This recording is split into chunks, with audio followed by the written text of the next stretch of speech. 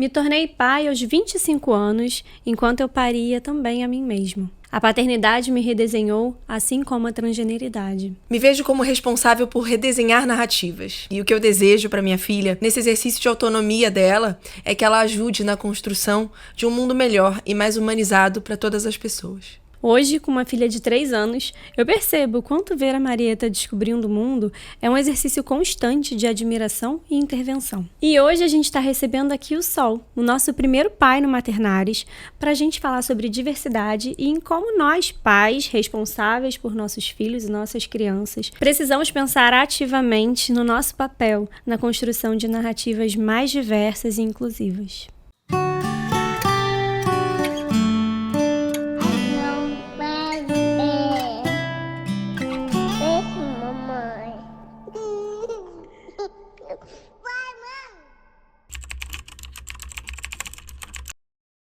Sol, que prazer te receber aqui. Muito obrigada por aceitar o nosso convite e engrandecer e agregar tanto ao nosso Maternares. Com certeza, da gente poder falar, ampliar e, enfim, é isso. Muito obrigada por estar aqui com a gente hoje. Gente, eu que fico super feliz, eu amo falar de paternidade, falar da minha filha, falar da minha história, é melhorar ainda a experiência do falar. Então, assim, fiquei super feliz com o convite.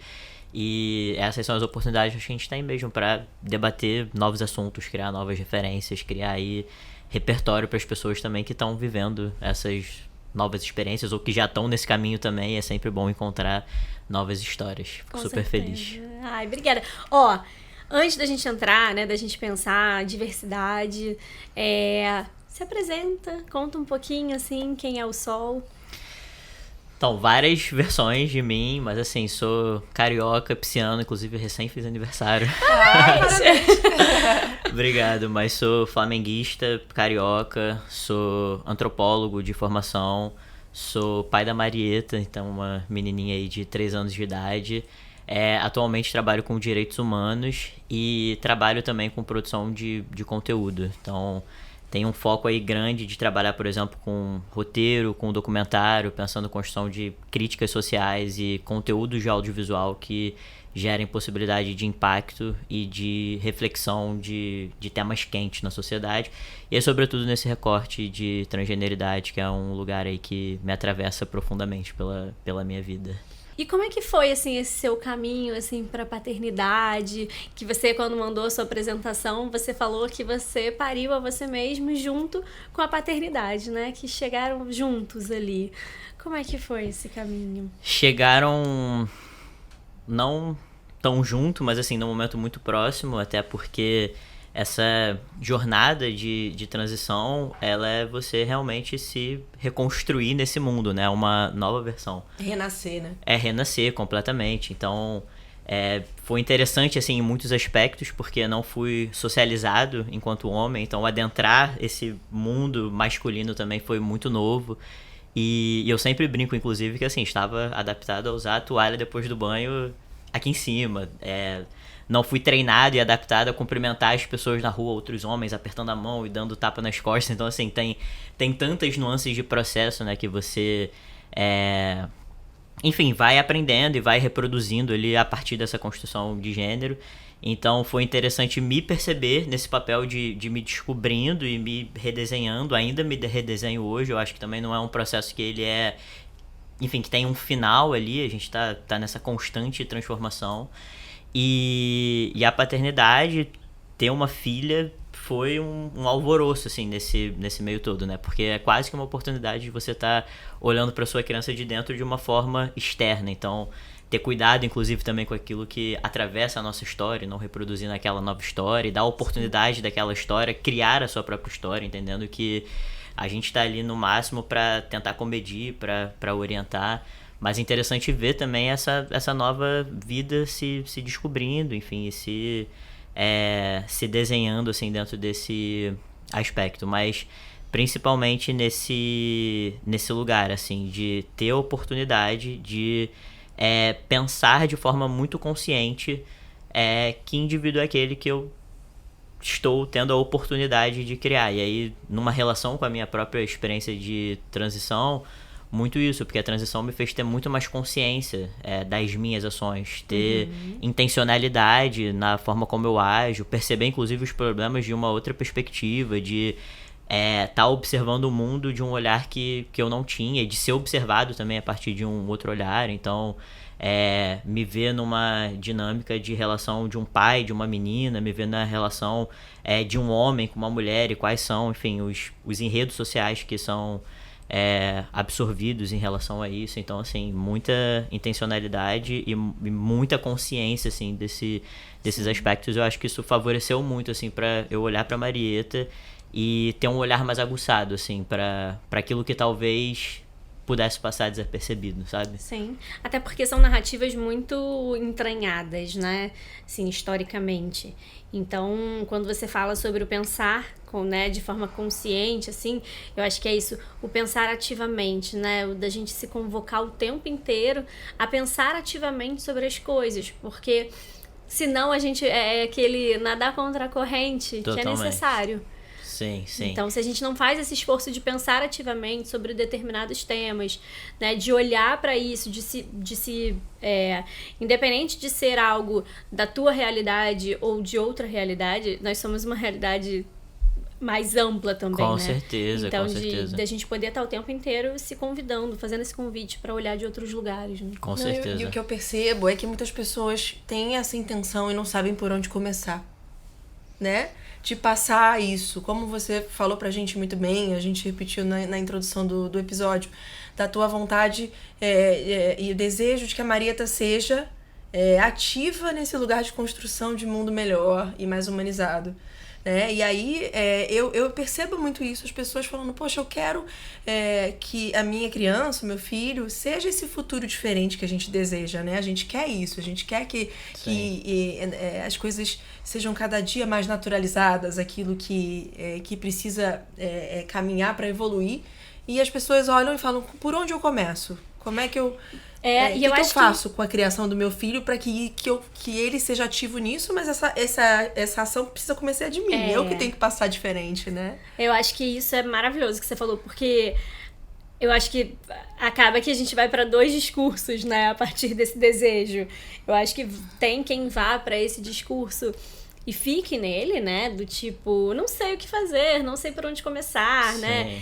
E eu acho que o convite é exatamente esse, né? Da gente falar assim, tá, começa por mim. Então, eu não sei, mas eu vou começar a pensar ativamente sobre as pequenas coisas, né? Pequenas, nada pequenas. Que nada pequenas, mas das coisas simples, não das coisas grandiosas, né? Total. Não, isso pra mim é um ponto muito importante, eu sempre falo assim também, né? Eu realmente acredito que aquilo que nos forma é o que a gente leva pra formar o mundo. Então, a gente precisa questionar muito esse mundo que formou a gente e pensar que a gente está formando esse novo mundo também. E esse lugar da intencionalidade, eu gosto muito de pensar em intencionalidade porque não é natural. A gente está aqui num fluxo contínuo da vida, a história tá aí, as reproduções tá aí, a gente tá imerso assim, nesse caldeirão de perspectivas, inclusive eu. Assim, isso pra mim não é um ponto que eu tô fora da curva por causa da minha experiência, muito pelo contrário, assim, isso é uma possibilidade, inclusive, de reforçar para que eu me mantenha garantido aqui num certo lugar de conforto e poderia seguir essa corrente. Mas se a gente, de fato, deseja mudar, assim, a direção desse fluxo, a gente realmente precisa ser muito mais questionador. Então, para mim, vocês falando, eu pensei imediatamente nisso, assim, de quando Carol engravidou e a gente começou a pensar, assim, de forma prática, assim, meu Deus... Carol é sua esposa. Minha esposa. Porque ela é Carol, Minha xará. Minha esposa. E aí, quando chegou esse tão sonhado positivo, a gente começou a pensar muito, assim, de forma prática, né? E agora, assim, como que vai ser isso? A gente que, assim, aqueles dois que dentro do seio familiar, a gente é o questionador, o disruptivo. E como experimentar isso, cheios, inclusive, desses orientadores também que moldaram a gente até aqui. Então, eu, por exemplo, sonhava em ser pai de uma menina. Ficava assim, gente, quero muito ser pai de menina, assim, quero muito viver a menina cor-de-rosa e lacinho. Mas, ao mesmo tempo, eu ficava assim, opa, não posso viver isso. Inclusive, quando engravidamos da Marieta, uma coisa interessante que aconteceu é que eu tava finalizando, tinha acabado de sair do meu TCC, então tinha acabado de finalizar ali a faculdade. E a minha pesquisa foi sobre, na verdade eu fiz uma autoetnografia, eu estudei a minha própria história a partir de uma perspectiva teórica. Então, analisei a transgeneridade a partir da minha própria vivência. E aí, a partir da minha própria vivência, porque eu fui me aprofundando na minha vida, fui pegando fotos, relatos, conversando com familiares.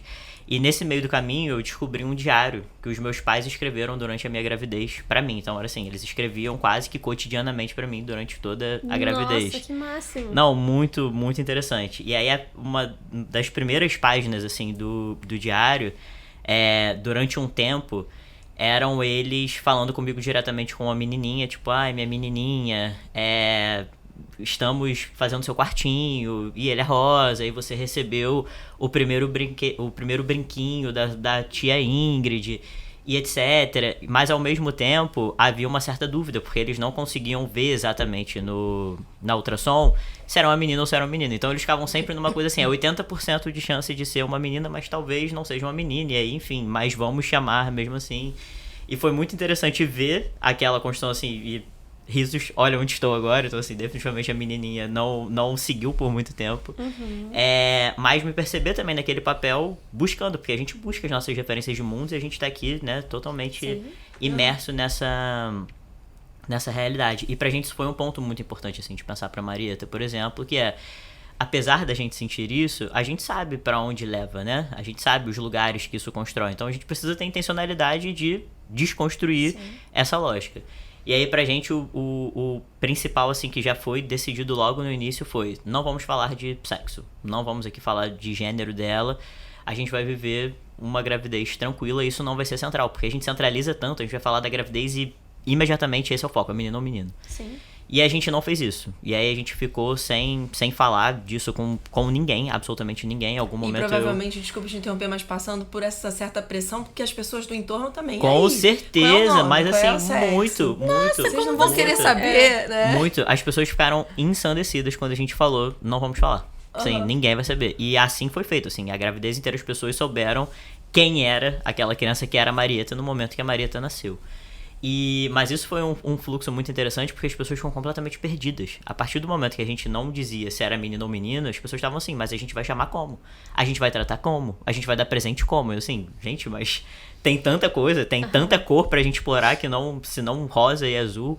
E a gente chegava nas lojas pra fazer enxoval e a primeira pergunta que fazem assim, cara, de forma quase que protocolar, é menino ou menino? E aí se você não sabe assim, nossa, eu tenho uns amarelos aqui, sabe? Mas, enfim, pensando isso só porque isso é uma coisa que a gente experimenta, né? Eu experimento isso o tempo inteiro.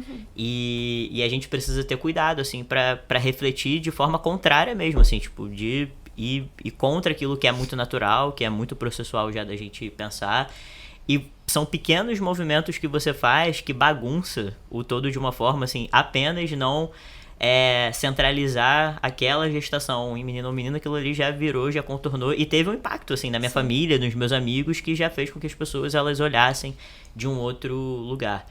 Então, eu tenho certeza, assim, que muito desse processo, assim, dessa capacidade que a gente teve de olhar com mais atenção, com intencionalidade para todos esses pequenos processos que a gente foi vivendo ao longo da gestação e dessa construção de parentalidade da Marieta, vem muito desse lugar realmente de se dispor a romper o fluxo contínuo, porque senão a gente só vai. Sim, e não só, né, em relação a esse tema, mas a todos os outros, né? Eu acho que a gente como a gente está numa estrutura muito, muito, muito enraizada, né, a gente não se dá conta do tanto de coisas que a gente tá aprisionado mesmo, assim, as coisas que a gente naturalizou e que muitas vezes, quando a gente entra num debate, quando a gente resolve pensar juntos sobre, né, muitas vezes a gente mesmo não sabe justificar por que a gente pensa e por que o que a gente acha que é importante, né? Por que saber o sexo da criança é importante?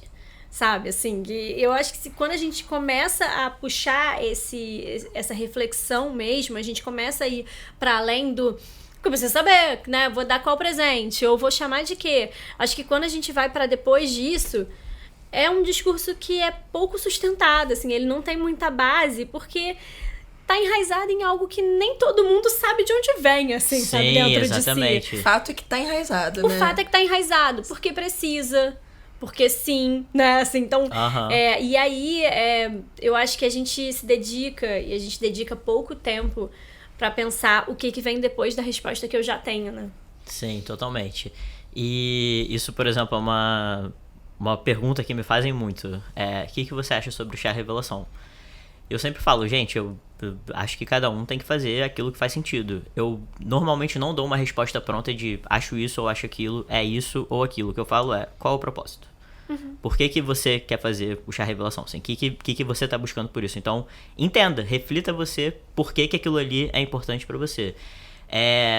Para mim, aquilo ali ele tem um significado completamente diferente. Então, por exemplo, quando eu penso chá revelação e o objetivo geral, quando a gente pensa, a gente está construindo ali já uma trilha de costumes e expectativas para aquela criança. Porque quando a gente está determinando, por exemplo, é menino e menino, a gente está estabelecendo as cores, a gente está botando toda a decoração do painel, de carrinhos e de bonecas, o que a gente está construindo e selando enquanto acordo coletivo, inclusive antes daquela criança chegar, porque ela ainda não teve nem a oportunidade de chegar ao mundo, e a gente já está estabelecendo aqui uma série de expectativas, de necessidades, e que a gente vai seguir.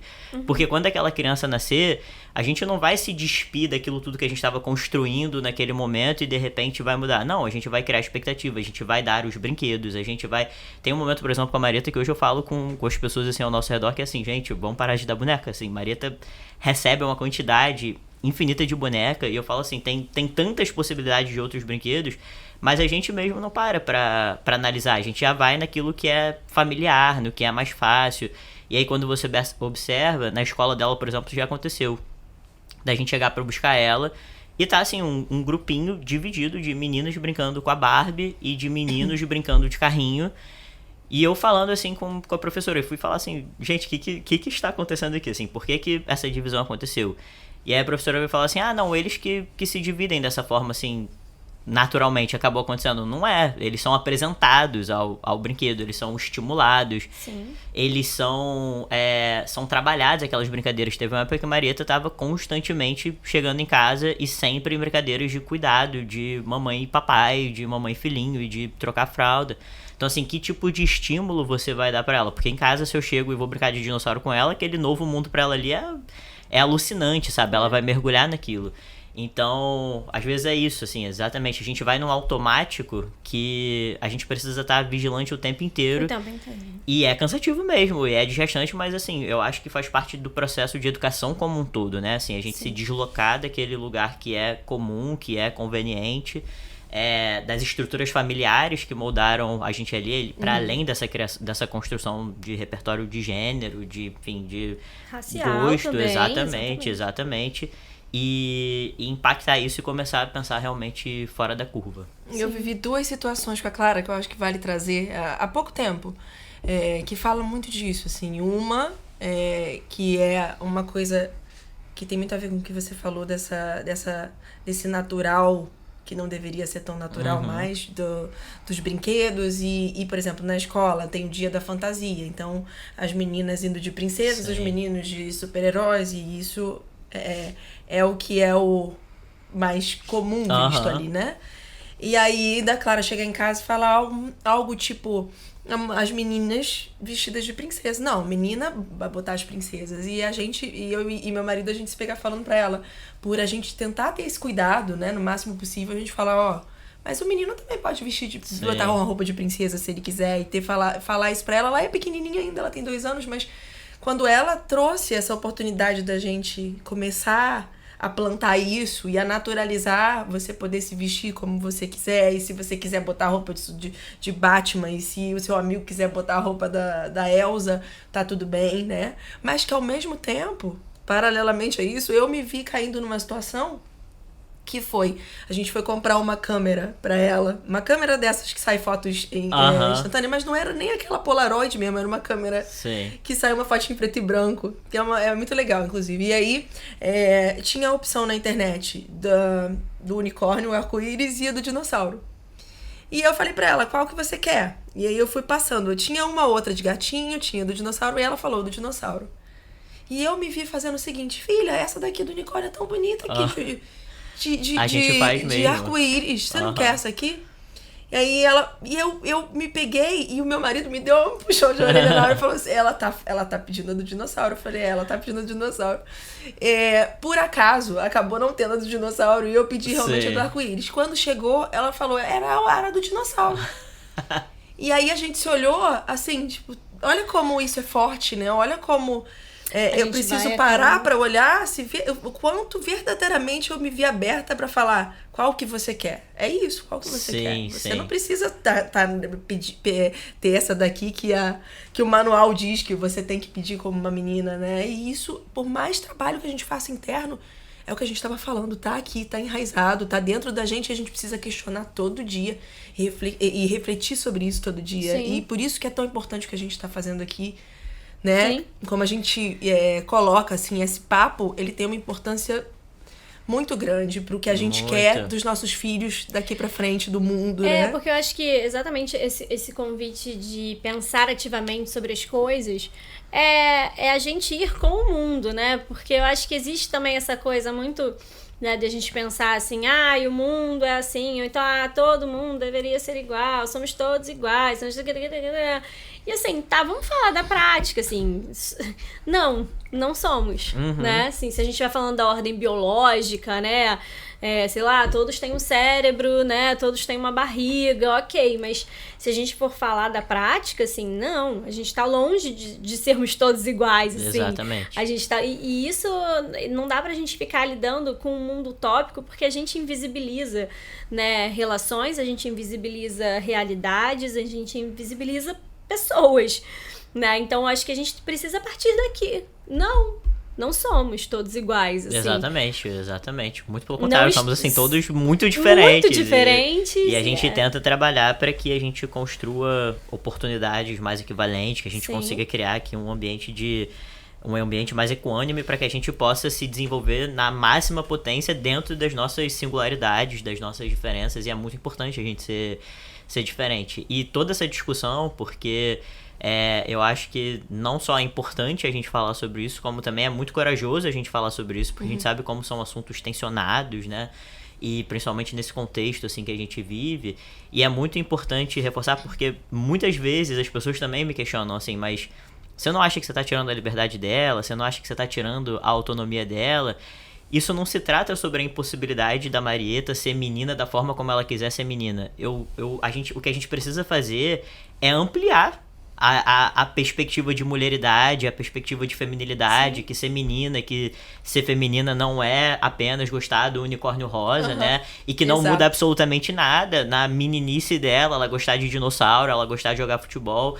Então a gente tirar, na verdade, essas amarras, né? Essa limitação de que você tem que seguir 2 caminhos, 2 brinquedos, 2 cores, 2 formas, e isso cria uma cadeia de violências tão grande, né? Assim, quando a gente para pra pensar no que é essa construção de ser mulher e de ser homem e quão limitada e isso afeta de diversas formas, assim, formas que impactam nossa saúde mental, nossa autoestima, e que quando você para pra olhar em lupa, ninguém tá bem de seguir esse modelo justamente porque ele é muito limitado para pensar 7, 8 bilhões de pessoas no mundo. Então como que 7, 8 bilhões de pessoas no mundo vão performar apenas o mesmo gênero, apenas o mesmo gosto musical, apenas o mesmo gosto pelaquela cor.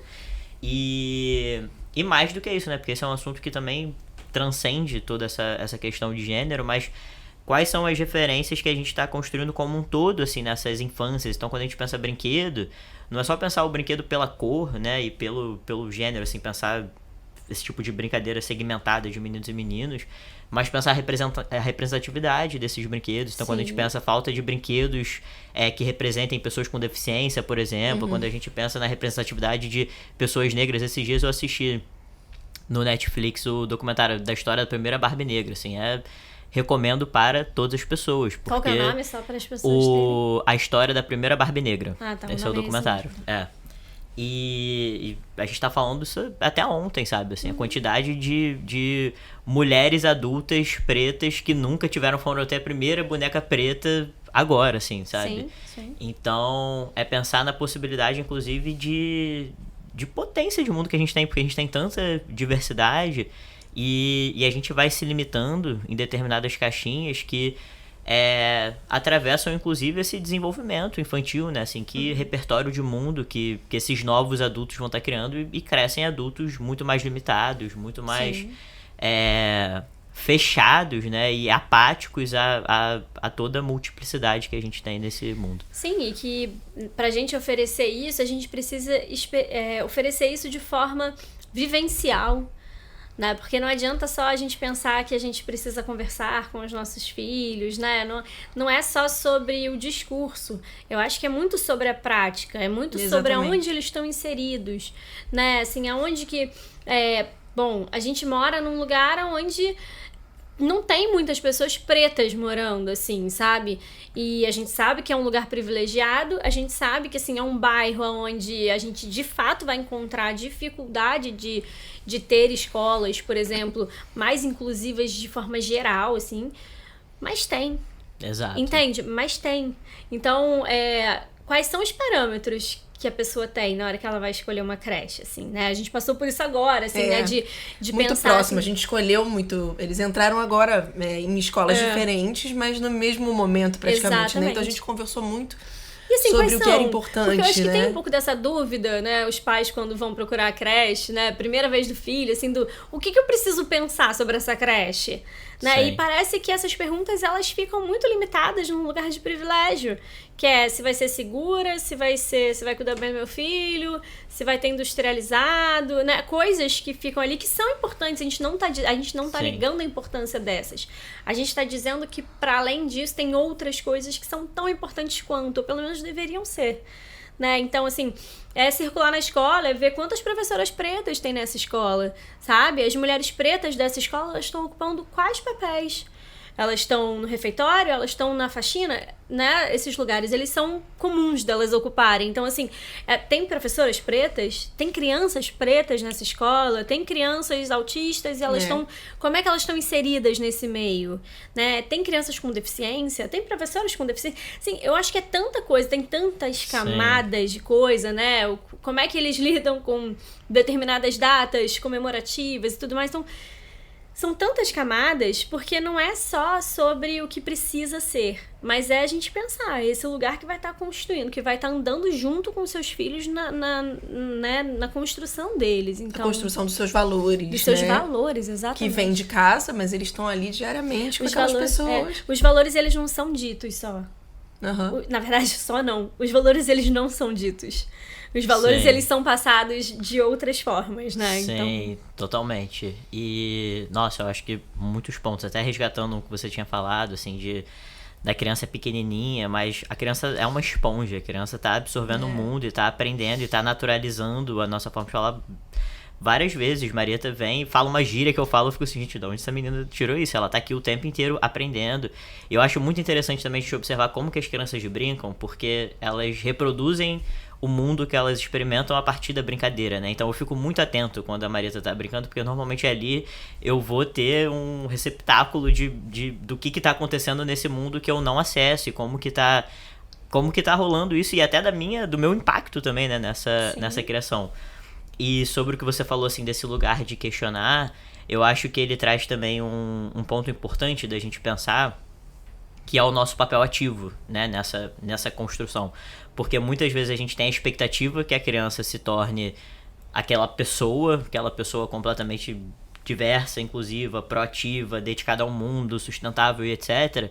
Mas quem que eu tô sendo? Quem que eu estou sendo? Porque essa criança, ela tá partindo aqui primordialmente desse nosso lugar em comum. Então, assim, qual é o espaço que eu frequento? Porque, não, mas onde eu moro não tem diversidade racial. Mas, assim, quais são os espaços que você frequenta? Porque o mundo tá cheio de espaços. Você pode, inclusive, se deslocar do seu próprio espaço.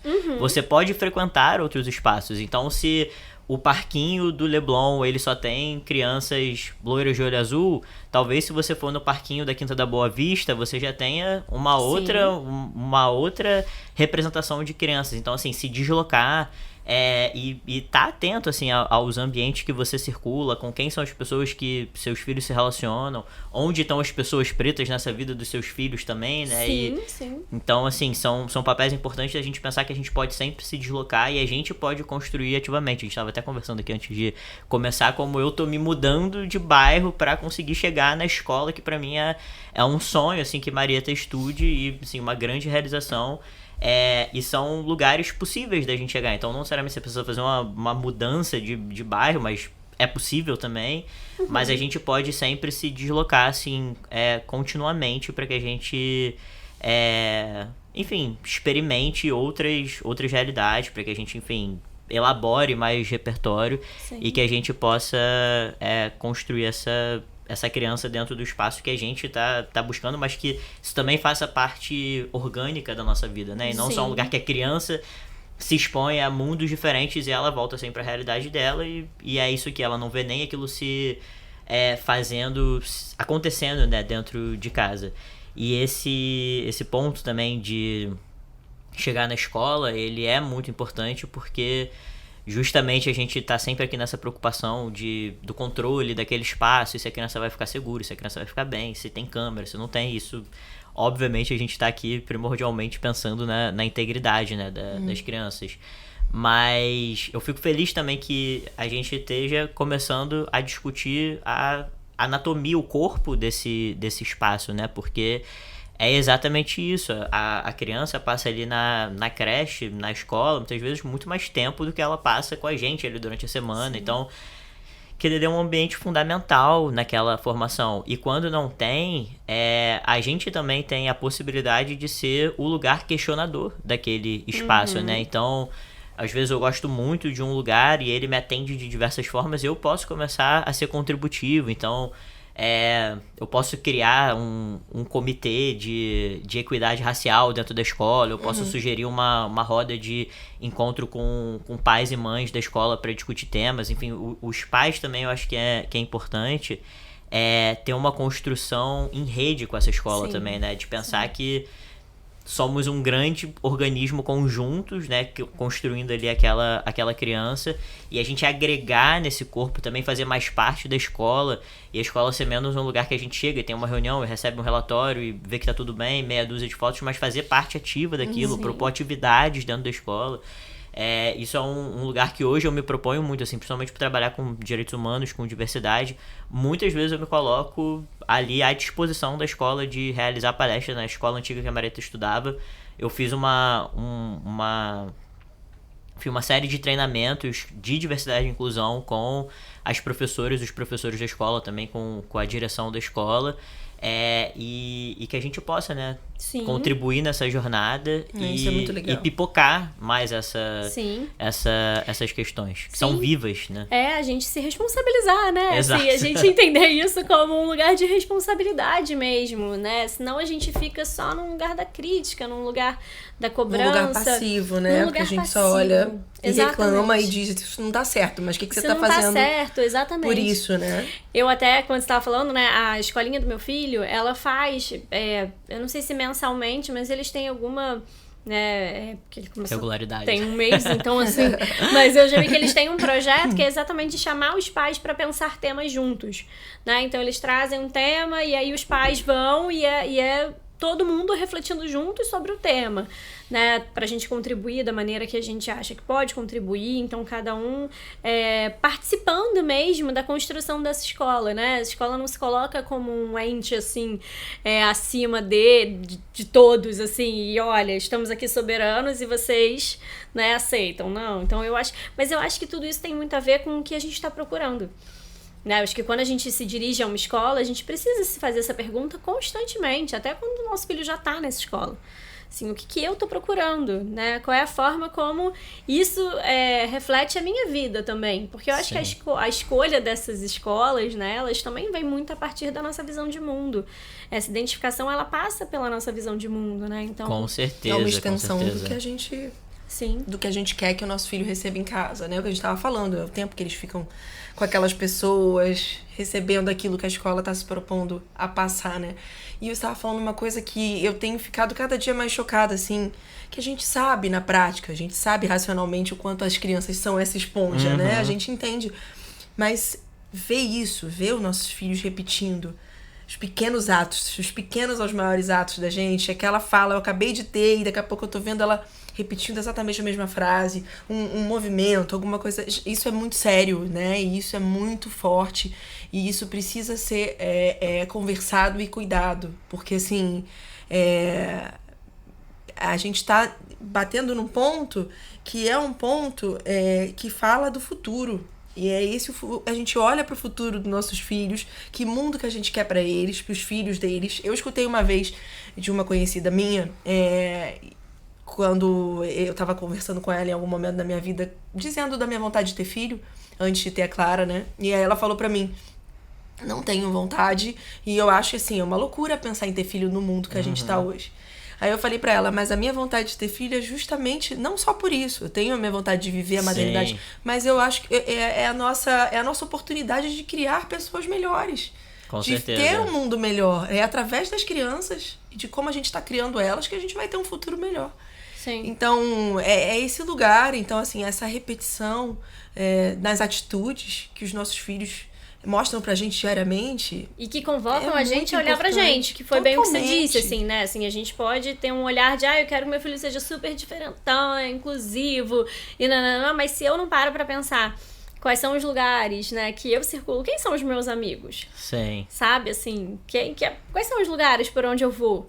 O quão livre eu de fato sou pra estar em outros contextos, né, de mundo, de experiência, né? Quais são as experiências que eu proporciono pro meu filho, sabe? Assim, que eu acho que é isso. A gente ainda tá num lugar na vida deles de promover vivências pra eles. Eles ainda não conseguem promover vivências sem a gente. Então, assim, a gente é responsável por isso desde cedo. Se meu filho passa a infância inteira sem frequentar determinados lugares, sem conhecer determinadas realidades e tudo mais, sim, eu tenho muita responsabilidade sobre isso.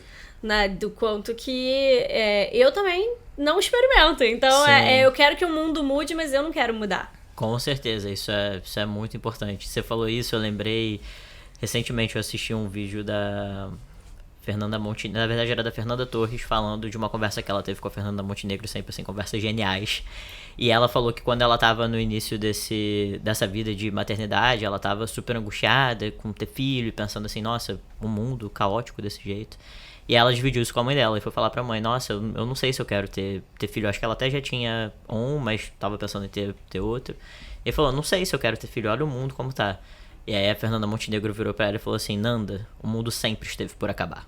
Essa é a história do mundo. E de fato, assim, o mundo sempre esteve por acabar e não tá pra questão de ter filho ou não você impactar negativamente esse mundo, né? A gente tem uma estrutura que de fato é o que impacta, que leva a gente pra toda essa questão ambiental, sustentável, que definitivamente não tá pro indivíduo. E esses indivíduos, eles de fato podem também impactar um mundo muito melhor. A gente pode construir ali novas possibilidades de mundo, né? A gente pode construir novas formas da gente viver que são muito importantes. E esse repertório, também lembrei de uma situação que eu vivi com a Marieta, porque assim, eu fico constantemente me policiando, opa, fiz aqui e tem que dar uma melhorada aqui, tentando equilibrar e calibrar essa relação de expectativas e realidades também. E não é porque eu sou muito atento a isso que eu só acerto, muito pelo contrário, eu faço parte desse mundo aqui e me construir. Você também é atravessado, exatamente, né? Exatamente. Então, assim, se tem uma coisa que eu não sou, é perfeito e consigo alcançar, eu apenas sou intencional pra tentar ali minimamente estar mapeando e organizando. Eu pelo menos tô pensando sobre isso. Exatamente, né? exatamente, tô pensando. E teve uma vez que eu tava brincando com ela, eu tava com ela assim na janela de casa. E aí tinha um terraço, assim, do prédio que a gente vivia que ficava na frente. E toda hora vinha um galo nesse terraço. E aí várias vezes o galo aparecia lá, ela ia pra janela, ficava brincando, dava oi pro galo.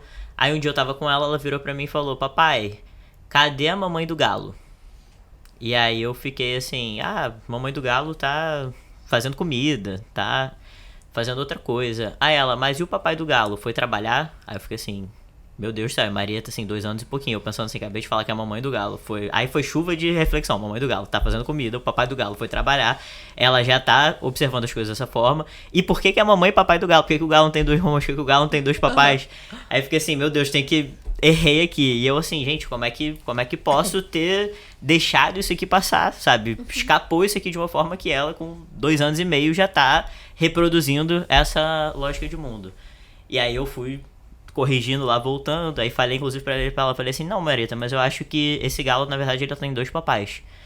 Ela ficou assim, 2 papais? Falei, tem 2 papais. Ela, mas dá pra ter 2 papais? Eu assim, gente, olha como vai indo. Eu assim, vários amigos, casais, né, de 2 pais, 2 mães. E cadê Marieta absorvendo isso? E aí comecei a introduzir isso nas brincadeiras. Aí as brincadeiras passaram a ser constantemente de... esse aqui são as 2 mamães. Esse aqui, na verdade, só tem mamãe. Esse aqui só tem papai. E criando intencionalmente esse repertório, porque senão... É isso, o meu mundo tá aqui sendo oferecido pra ela. Ela tá o tempo inteiro concatenando esse mundo, porque a gente acha que não, que só aprende aquilo que a gente fala. Ela tá o tempo inteiro entendendo como que a lógica desse mundo funciona.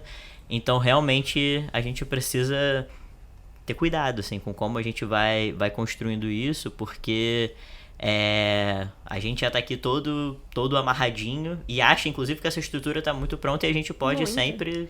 E como que a gente, a partir disso, escuta muitas falas agressivas, né? Quantas violências acontecem, né? Em falas homofóbicas, até...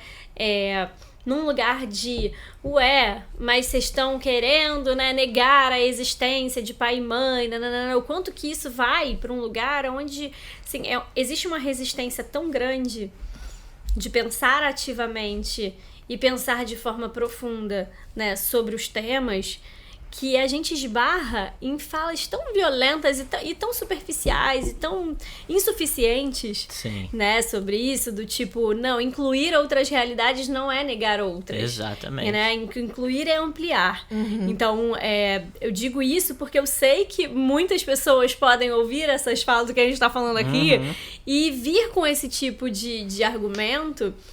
E é interessante a gente já poder levar junto a ideia de como esses argumentos são violentos, né? Porque antes que a gente consiga pensar antes que a gente consiga refletir sobre a profundidade disso, a complexidade que é isso, né? A gente já chega com uma fala violenta onde a gente entende que trazer determinadas experiências e existências é necessariamente negar outras, né? Sim.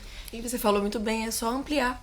É uma ampliação. Exato. É ampliação de possibilidades, né? A gente vive, quando você traz, né, lá no início da conversa, o que a gente já conhece, o que a gente já sabe, assim, a nossa referência, a nossa criação vem de um mundo que era um mundo extremamente restrito, né? Assim, onde não existiam possibilidade de outras existências. Não significa que elas não existiam, mas elas não tinham possibilidade de existir enquanto pessoa mesmo, né? Assim, tinha que ficar o tempo inteiro ali. Então, assim, como que a gente tem ampliado? Assim, mas a gente sabe estamos que... muito longe.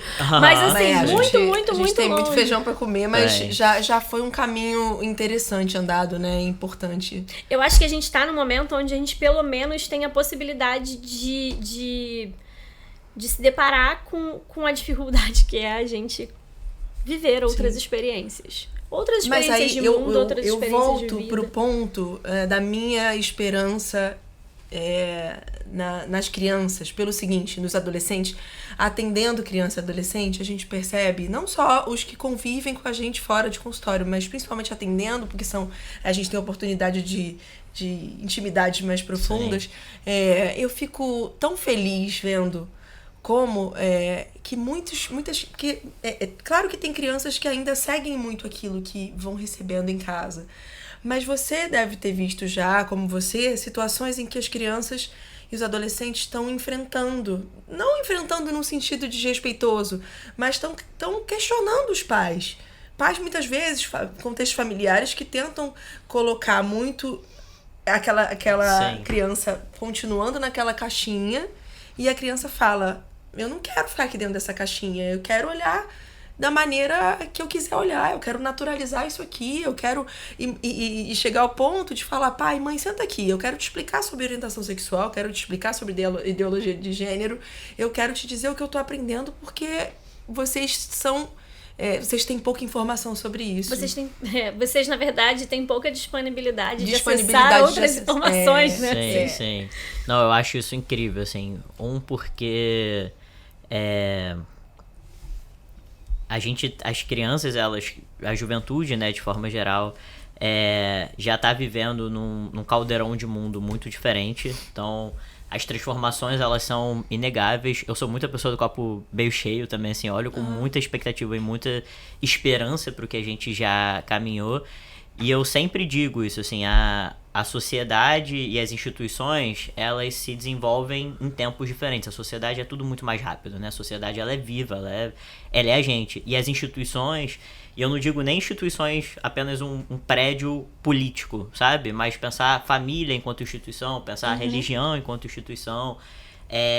As instituições, elas precisam correr atrás dessa lacuna que a sociedade, ela vai se desenvolvendo com muita rapidez. E esses jovens cada vez mais impactam principalmente essa instituição familiar, né? De você voltar, eu converso assim com muitos adultos falando assim, nossa, mas minha filha trouxe isso, nunca parei pra pensar nisso.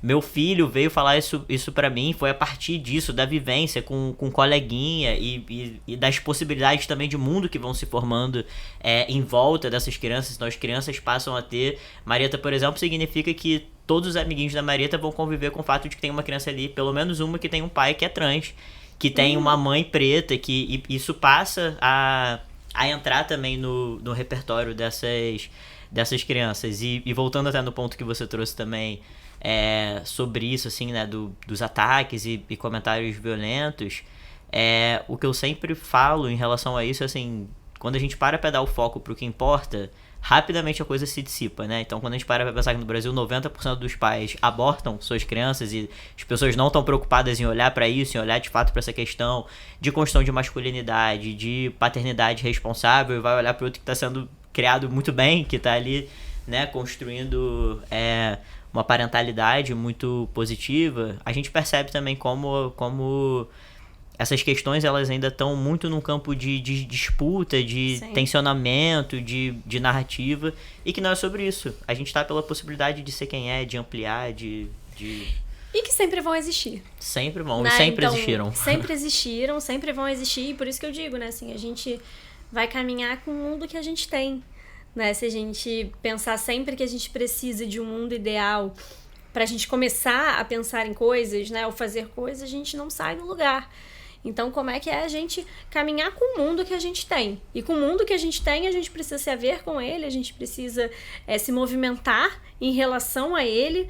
Então, eu acho que é bem isso, assim, a gente se orientar dessa maneira, né, no mundo. Eu acho que é isso, a gente vai trazer narrativas, eu acho interessante a gente pontuar, né, as violências e tudo mais, e pensar em maneiras da gente estar mais ativo mesmo, da gente fazer esse convite pra gente mesmo o tempo inteiro. Você estava falando do atendimento, né, com adolescente e criança, pensei muito sobre isso, assim, o quanto que atendimento com criança é muito comum que chegue um pai pra gente e fale assim, pai e mãe, né?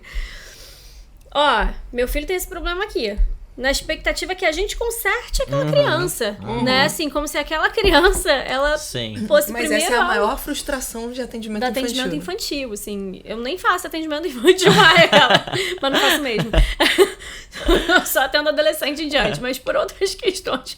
Enfim, mas os pais, eles chegam, a criança chega até a gente como um problema a ser resolvido, assim. Eu acho que isso é muito sintomático, né? De uma sociedade mesmo. E resolva aí.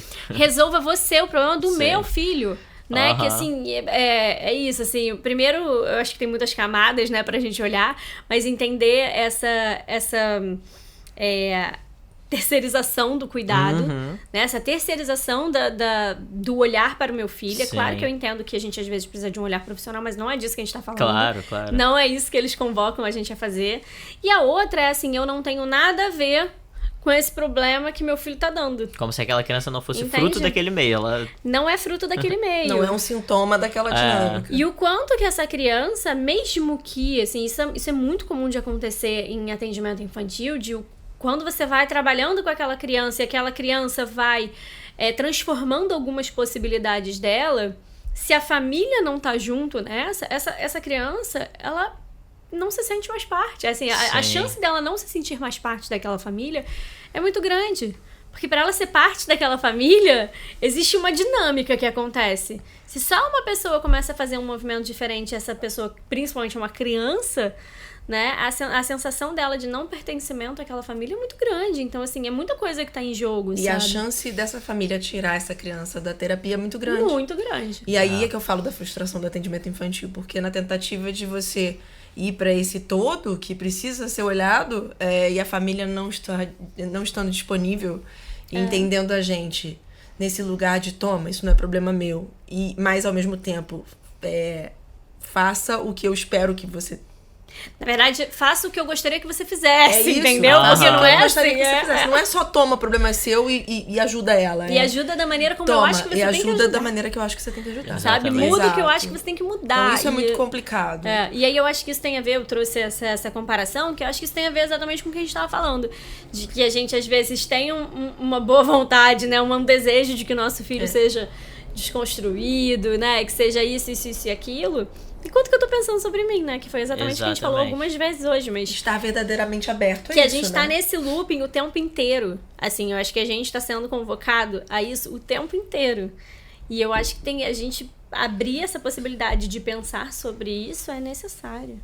Não, totalmente. Muito importante vocês trazerem essa perspectiva, porque vem muito dessa relação que facilmente se constrói da criança como um produto, né? Como um produto a ser consertado, como se a gente não impactasse. Aí trilhares de questões relacionadas a isso.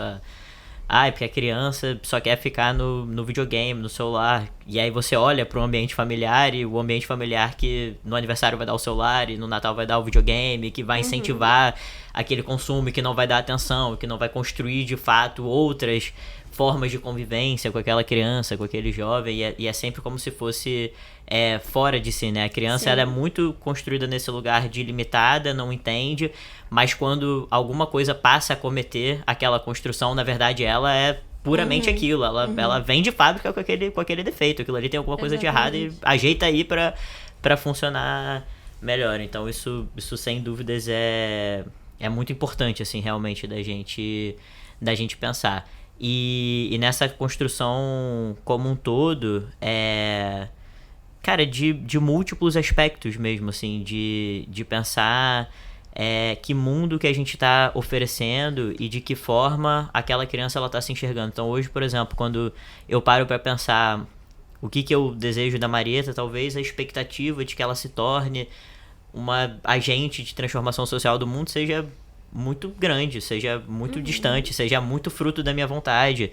Pra mim hoje é muito importante que ela desenvolva autoestima, sabe? Que ela se sinta segura com ela mesma, que ela consiga, a partir da própria segurança, tomar melhores decisões, e que ela também vai tomar decisões erradas, e que ela também vai tomar decisões frustrantes, e que ela também vai frustrar a minha expectativa. Eu vou falando isso aqui, talvez vá desenhando nas pessoas o imaginário de que Marieta é uma criança super desconstruída, tons pastéis, e a garota é absolutamente fissurada em rosa, só que ela usa roupa de bailarina, é um terror. Porque... E que tudo bem também. E que tudo bem, exatamente. Isso é que é liberdade, exatamente. Né? Ela poder usar rosa, ou ela poder usar laranja, ou verde, ou azul, né? Exatamente. Não é que não pode você usar. ouviu que você poderia estar restringindo, na verdade...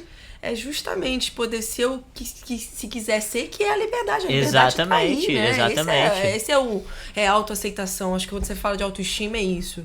É muito difícil a gente se blindar completamente do que é o olhar do outro. A gente se vê muitas vezes na vida, né, se pegando nesse lugar de, peraí, o que esperam de mim, ou o que vão achar. Mas quanto mais a gente se exercitar isso... E eu tenho certeza que o entorno faz muita diferença nisso. Eu sou amada, eu sou aceita da forma que eu sou. E por isso a gente está aqui falando sobre criação, a gente está falando sobre o que a gente tenta ser e é diariamente para os nossos filhos, nos nossos erros e acertos. Se existe erro e acerto, né? Eu acho que é sempre na melhor das intenções, Mas lidar com erro também, porque eu acho que quando você fala da construção da autoestima, a autoestima... né, a compaixão e tudo mais, eu acho que é exatamente para lidar com os erros, lidar com as frustrações, seja dela, seja a sua. Então, o quanto que essa base que você pensa em oferecer para ela, o que é prioridade para você, é uma ferramenta que você está tentando ajudar ela a desenvolver para lidar com a vida como ela é, né? Exato, com o mundo como ele é, com a vida como ela é e com as possibilidades que vão se abrindo no caminho, né? Exato, e abrir possibilidades, eu acho que é exatamente isso. As pessoas pegam muito no meu pé, assim, Marieta chega completamente rosa, choque, cheia de glitter nos lugares, as pessoas ficam, tá vendo? Vocês ficaram blindando a gente saber as coisas, e olha aí, tipo, pra vocês verem o que dá. Eu fico assim, não aguento mais explicar que não é sobre isso. Não é sobre isso. Que não é sobre isso. Tá tudo bem, ela vai chegar na escola e todas as meninas vão estar vestidas de Frozen e ela vai querer fazer parte daquilo e ela terá muito incentivo a fazer parte daquilo, mas ela vai saber que não é só aquilo que existe. É isso. Que eu desejo é que ela entenda que tudo que ela quiser explorar, e no dia que ela quiser tirar a roupa de Frozen e botar a roupa de Patrulha Canina, ela vai se vestir de Patrulha Canina, não tem o menor problema. E ela vai ser apoiada em casa pra isso. Né? Exatamente, exatamente. Porque a vida não precisa ser binária, né? Então é exatamente o que a gente estava falando sobre o 2 pais, 2 mães e esses discursos violentos, né, que vem junto, que é isso, a gente abrir possibilidades. Não é a gente excluir outras existências, outras possibilidades, né? Outras cores. Exatamente. Né? A gente não tá dizendo que não pode usar rosa. A gente tá dizendo que, assim, existe o rosa, mas existe toda aquela cartela. Sim. Tipo aquela cartela de tinta, né? Que tem inúmeros tons de todas as cores. Existe o glitter é muito e mais existe a calça isso. rasgada, sei lá, Exato. sabe? Existe a saia e existe a bermuda. Então é a gente incluir, né? O movimento E eu de falo abertura. muito isso pras pessoas, assim, de... Vai no seu rosa, vai no seu azul, mas questione-se. Eu sempre falo assim, você sabe por que rosa e azul virou de menino e menino? Porque nem sempre foi assim. Isso é uma coisa do século XX. Antes, quando a gente tinha na Europa, tipo assim, século XIX, XX, na verdade era o contrário. O azul era muito caro, né? Toda essa questão têxtil e de cores, coloração, isso era muito caro. Então só a alta realeza acessava essa questão de tingimento dos tecidos. E o rosa, que era um tom mais avermelhado, assim, tava essa mistura entre rosa e um tom vermelho mais terroso, ele era associado aos homens, aos meninos, porque ele transmitia uma ideia de sangue, das guerras, de virilidade. Então era utilizado o rosa para os meninos, o vermelho para os homens, e as meninas usavam azul claro, porque tinha toda uma relação com Nossa Senhora, com Ave Maria, então tinha uma outra relação. E aí é só, assim, pro, sei lá, final da década de 50 que nos Estados Unidos vai começar a mudar e ter uma jogada de marketing, de começar a segmentar o mercado, e aí começam a se apropriar do rosa para as meninas e do azul para os meninos e começar uma promoção de mercado voltada para essas cores. Mesma coisa, salto alto também não era uma coisa que era uma peça de mulheres, né? Era uma peça masculina, porque o salto alto ajudava a encaixar nas celas dos cavalos, nas batalhas. Isso foi uma peça que foi modificada. Então é muito cultural, o que hoje a gente entende como a cor de menina, cor de menina. Muito comercial, né? Muito comercial. Se você ver as datas comemorativas, quão, né, desses processos publicitários você tem por trás. Então é entender, assim, agir com intencionalidade, porque às vezes você nem gosta daquela cor de fato, você prefere um roxo, um verde. Eu acho tão importante a gente compreender a história das coisas, né? A Exato. história da vida, a história do mundo que a gente tá inserido. Eu acho Exato, amplia tanto a gente. Assim, isso é liberdade, Exatamente. sabe? Assim, enquanto algumas pessoas trazem a ideia de vocês estão querendo restringir. Não. A liberdade é exatamente isso, é você conhecer a história, você conhecer o mundo que você está inserido, é você conhecer as possibilidades e ainda assim você poder fazer escolhas. Exatamente, se reconhecer na parte desse todo. Tem um texto que eu li recentemente, falando de uma pesquisa, eu não tenho aqui de cor as coisas, mas assim, na mensagem geral, fizeram um trabalho com crianças assim, de grandes metrópoles, assim, Nova York e etc., pedindo para desenhar alguma coisa que representasse natureza. E aí as crianças de forma geral, assim, Estados Unidos, Canadá, China, Japão, desenhavam assim, passarinho, desenhavam árvore. E aí fizeram um estudo com umas crianças que, se eu não me engano, eram os Yanomamis, pedindo para fazer uma representação de natureza. E as crianças desenhavam a própria mão, o próprio pé, enfim, se desenhavam se reconhecendo parte desse todo, sabe? Então eu acho que o principal é que, antes de tudo, a gente se construa nessa perspectiva humanizada que humanos somos, né? Para que a gente possa, de fato, vivenciar umas experiências em que todo mundo tem a possibilidade de ser o que deseja ser, dentro dos limites, né, que a gente tem desse contrato social que a gente vive, mas exercendo a plena liberdade de ser quem é, porque é apenas disso que a gente tá falando, né? Não impossibilitar que o outro, ele viva aquilo que a gente determina como certo e errado. Você pode ter a sua crença, você pode ter sua religião, sua perspectiva política, mas ela é sua. Ela se encerra no limite da sua própria existência, porque existem tantas outras, né? Sim. Então, eu acho que é muito isso, assim, pensar nessa construção de parentalidade, de criação, construir realmente essa pessoa engajada com esse todo, essa pessoa que esteja buscando participar ativamente, com amor, com afeto, com intencionalidade desse mundo que a gente forma. E uma pessoa que respeite a diferença, né? Exatamente. Respeite a diferença, que entenda que a paleta de cores é muito mais extensa do que parece, né? Cara, a impressão que eu tenho é que se deixar a gente vai ficar falando por horas e horas. A gente tem tanta coisa. Você vai ter que voltar. Já não, fica o convite aqui, já tá feito. Já tá aceito aqui de chamar. Já tá feito, tá gravado. Mas olha, antes da gente fechar, a gente gosta de fazer um bate-bola. A gente faz em todos os episódios, né? Que são algumas perguntas que a gente faz. Não precisa pensar muito, fala assim o que vem na tua cabeça. E aí, você é o primeiro pai aqui no Maternales, então agora a gente vai falar o nosso bate-bola sobre a paternidade, né? Assim, o que vem na tua cabeça, a primeira palavra que você pensa quando você pensa e sente a sua paternidade? Intencionalidade. Intencionalidade. Com e certeza. O que você mais gosta, assim, na paternidade?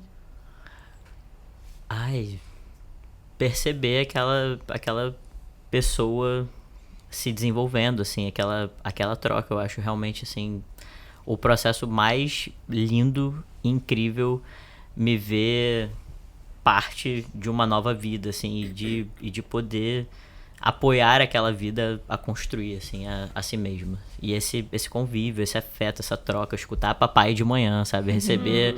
Mas, assim, o que eu mais amo mesmo é quando ela vem me dar a mão e ela escolhe, assim, 2 dedinhos que a mão dela não cabe. Assim, meu Deus! Isso com certeza, assim, é o auge, é o ápice pra mim do que eu mais amo da paternidade.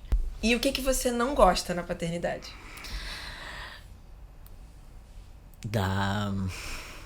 Nossa, muitas...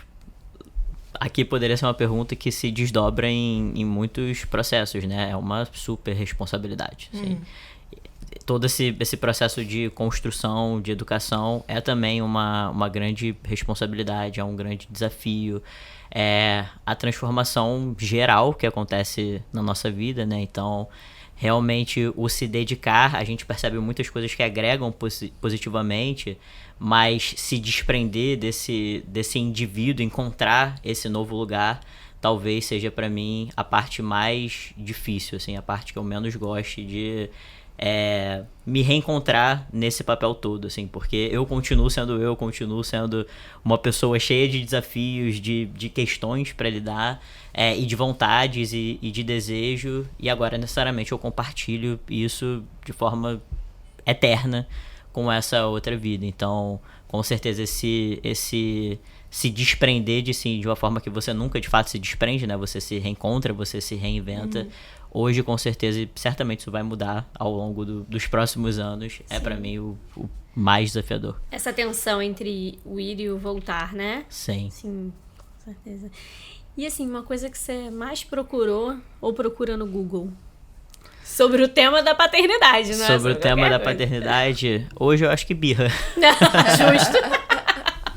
Nossa, birra dos 6 anos. Com certeza hoje, assim, é o que eu mais procuro. E um momento que você destaca, assim, que você acha que foi, puxa, esse momento foi muito especial? Nossa, tenho alguns, mas eu acho que o mais rápido, assim, o momento dela, a primeira vez dela indo pra praia, assim, conscientemente, porque isso é uma coisa muito forte pra mim, isso é uma coisa muito importante pra mim, e eu tinha muito medo que ela não gostasse de praia, que ela tivesse medo de mar, que ela não quisesse entrar. E teve um momento, assim, mais recente, porque antes ela ia e brincava e tal, mas não era aquela coisa que eu percebia. E um dia recente a gente tava na praia e ela foi pra água, assim, fugindo, inclusive, assim, nada controlava ela, chamando ela correndo pra água. E ela entrou na beirinha, ela tropeçou e caiu e não teve medo, assim, levantou e ficou ali no mar. Ali pra mim foi um marco, assim, da minha E isso presença é importante nela. pra você, fala Muito. da tua história. Sim, com certeza. E se você puder destacar, assim, um momento difícil da sua paternidade, qual seria? Vou aproveitar o gancho da praia e vou falar um nesse contraste, mas no ano passado, Marieta faz aniversário dia 2 de dezembro. E eu recebi a notícia no trabalho que eu teria uma viagem exatamente no dia do aniversário dela, e eu tenho uma pressão interna tão grande de estar presente em todos os momentos, de estar no aniversário, de construir memórias, de criar experiências.